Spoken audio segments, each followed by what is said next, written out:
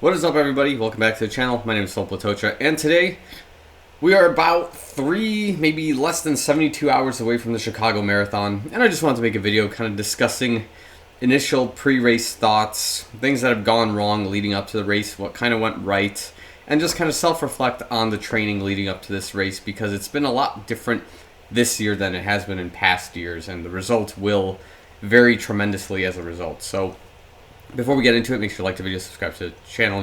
If you're already subscribed watching this video, thanks so much. Love you guys a lot. Make sure you follow me on Instagram and Strava for all sorts of other updates. Without further ado, let's begin. This is going to be kind of a lecture style video, so if you don't want to listen to my voice for however long I ramble about this particular topic, then this might not be the video for you. We've got some other shoe reviews and things to check out, but without further ado, again, we'll get into it.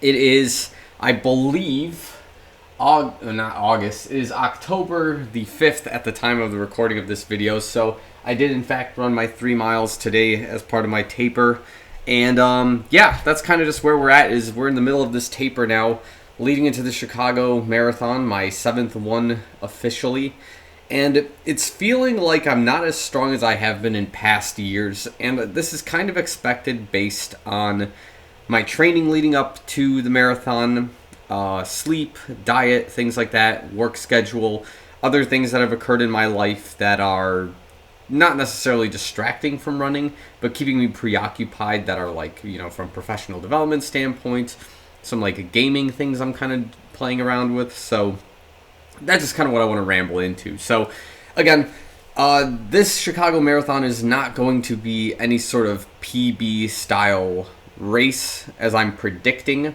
And I think my coach will agree that this is a better suited race for prepping for the Tokyo Marathon about 5 to 6 months after this particular race.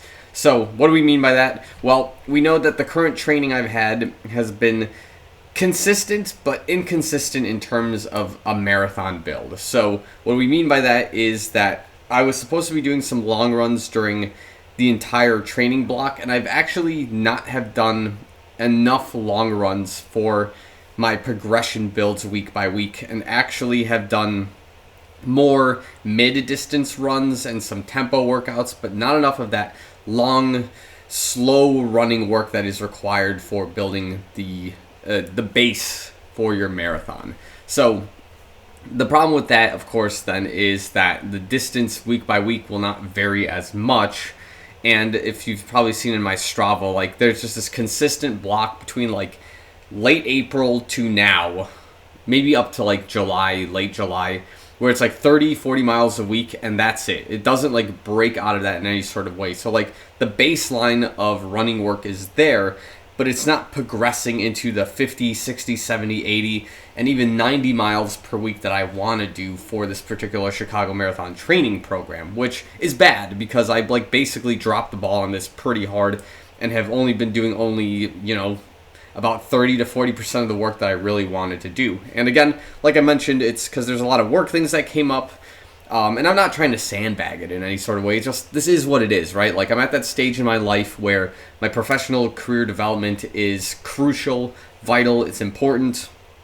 And I have been focusing on a lot of that in the background, whether it's like going on trips to conferences, whether it's presenting in different states, different countries. Like, these things are occurring more frequently in my life, and I need to balance running better with this. And in addition to that, I need to be better about my sleep schedule, right? Like, as of right now, I'm going to sleep at like 2, 3 a.m. in the morning, waking up, if I'm, working on a second shift for work, I'm waking up fairly late in the morning, if not closer to the afternoon.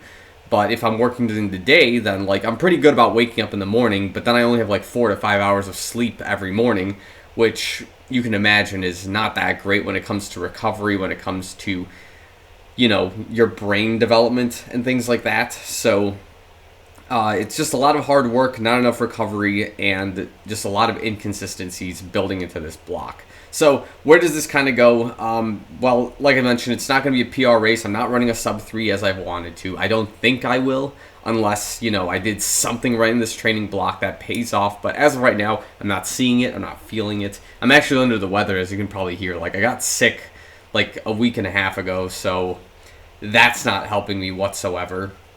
But Yeah, I think I would be grateful if I finish in sub 3:30 this Sunday. If I can run to 3:15, that is like probably the best I imagine I can do. 3:20 is like a B goal, and then like the absolute most important goal is to finish the marathon, right? I don't think I'll have any issue finishing. In fact, I think my long run, which was 2 weeks ago, and my longest run for this block was 18 miles. Most people say 20. I think 18 is acceptable as well. My 18-mile run was actually fairly consistent and not too bad. I kind of had some lessons and some takeaways from that in terms of hydration, so I got to be better about my hydration is what I'm getting at here.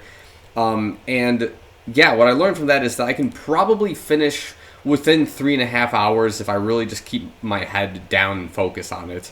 And like, this is just a funny contradiction to the 2021 Chicago Marathon, where I ran a 3:27 flat, which was a downgrade from my 2019 performance. And I was surprised that I lost time, right? I ran a 3:27 then, and I thought, oh my god, like, this is unbelievable. Like, how did I botch this? And like, obviously there was weather, hydration issues like that. But if I run 3:27 now, I might be genuinely surprised that I was able to pull it off, is kind of what I'm getting at. Like, it's funny how the time varies based on like the external elements that kind of come into your training. So that's really the big thing I wanted to just kind of talk about, was that 72 hours from the Chicago Marathon, I'm not expecting any sort of miracles. I'm not expecting an A-tier performance, but I am looking at this race for the first time in my life as like more of a fun style marathon, which is crazy to say because nobody just runs a marathon for fun, they say, right? But in reality, you could make the marathon fun, and there's a lot of things that could make the run fun, despite it being painful, as like, you know, you're running for 26.2 miles. There's nothing necessarily pain or necessarily fun about that, but we do love the pleasure of the pain of that. We like running through the city. That's just something I'm also really excited for.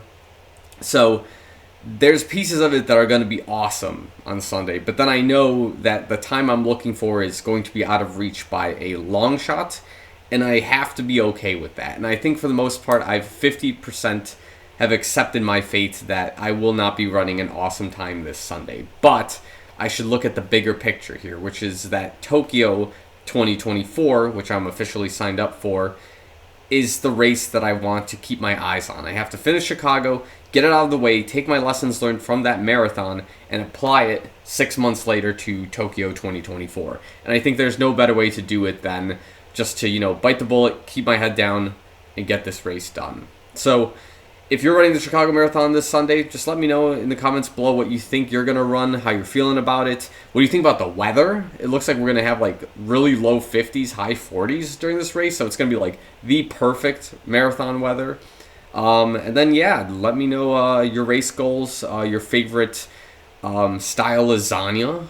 That's a good one to comment down below. And then if you do, I guess another thing you can comment is, when you do go to Olive Garden, are you actually family? These are just important questions we need to ask. So I'll leave the video here. Thanks so much for watching. I'll see you guys in the next one.